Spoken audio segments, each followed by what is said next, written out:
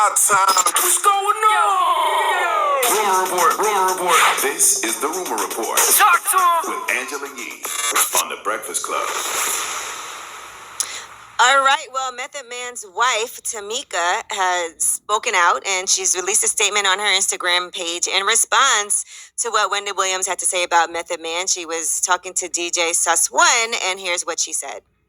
The only thing I did, I smoked a blunt with with Method Man while I gave him a bath, and it was a one-night stand.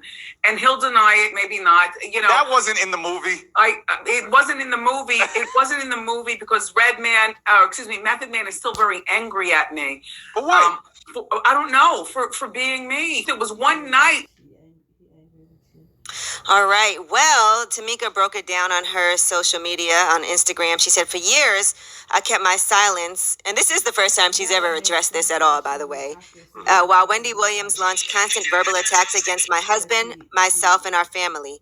In the past, I ignored her lies, innuendos, and blatant attempts to provoke us, but Wendy has proven again and again that she is incapable of any decency. Her obsession with our lives has reached a new low, and I'm tired of taking the high road.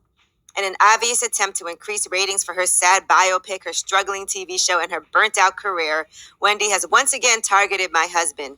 It's a pattern that she has repeated for years. When I was diagnosed with cancer years ago, Wendy shared my personal medical information with her listeners live on the air during her radio broadcast. She didn't care that she was violating my right to privacy or that I hadn't shared the news of my diagnosis with my family and friends yet. She never apologized, never expressed any regret whatsoever.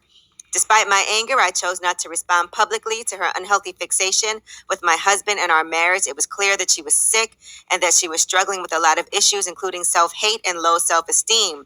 Over the years, those issues have made her increasingly ugly, both inside and out, and no amount of plastic surgery can fix the ugliness inside of her. Instead of using her platform to uplift women, she has spent her career attacking marriages while her own fell apart. She criticized celebrities, battling addictions despite her own struggles with substance abuse. There's no limit to how low she will go in the name of making headlines. She goes on to say, for the record, my marriage is solid. My husband continues to enjoy a successful career, and Wendy will forever be one of the most miserable bitches on the planet. Jesus Christ. I mean, look, a lot of valid points made. A lot of valid points made. You know, Wendy is miserable, and that's why I send her healing energy. Because I've never seen her happy before in my life. And yes, she should apologize to Tamika and her family. Because you don't do that to people. I mean, it was. Wendy, you know didn't even ask the question. Someone didn't even ask the question. You wanted to say that. And Method Man, Tamika, y'all should have sued Wendy Williams a long time ago when she released that information. That was against the law to release that information. You should have sued her. You should have sued the station.